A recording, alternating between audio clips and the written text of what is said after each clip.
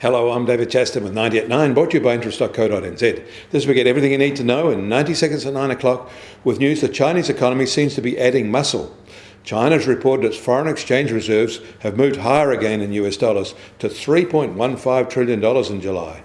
It's the fourth consecutive monthly rise and the bigger rise than was expected. And China's reported a strong trade surplus in July. Imports were down 1.2% year on year, while exports were up 7.2% on the same basis. The resulting surplus of $62 billion for the month was far better than the $42 billion expected.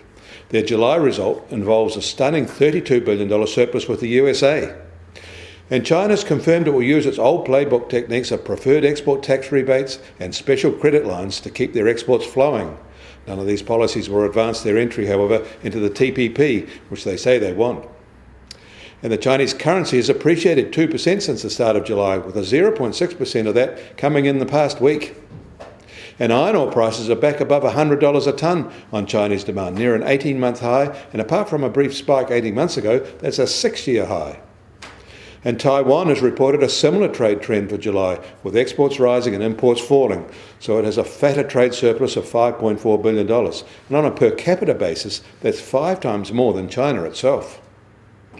In Australia, joblessness could rise to more than 10% if the virus pushes other states outside Victoria into Stage 3 and Stage 4 lockdowns. That's what the Reserve Bank of Australia has forecast in their latest monetary policy statement.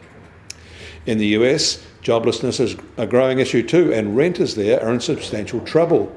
With the end of the federal moratorium on evictions that expired on the end of July and the end of the $600 a week boost in their unemployment benefits, a recent official survey showed that just over a third of all renters had little or no confidence they could make their August rent payment. The US non-farm payrolls gained 1.76 million new jobs in July, in a further improvement after the 22 million jobs lost in March and April. These July improvements, however, represent a slowing of the rebound, undermined somewhat by the rising pandemic's second wave. The US Treasury 10-year yield is holding at 0.57%. The gold price will start the week at $2,032 an ounce.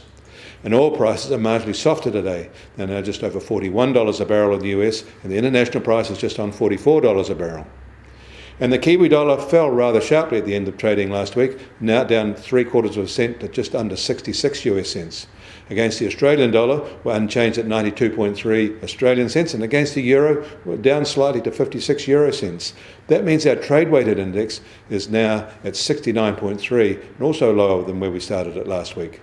I'm David Chaston. That was 90 at 9, brought to you by interest.co.nz.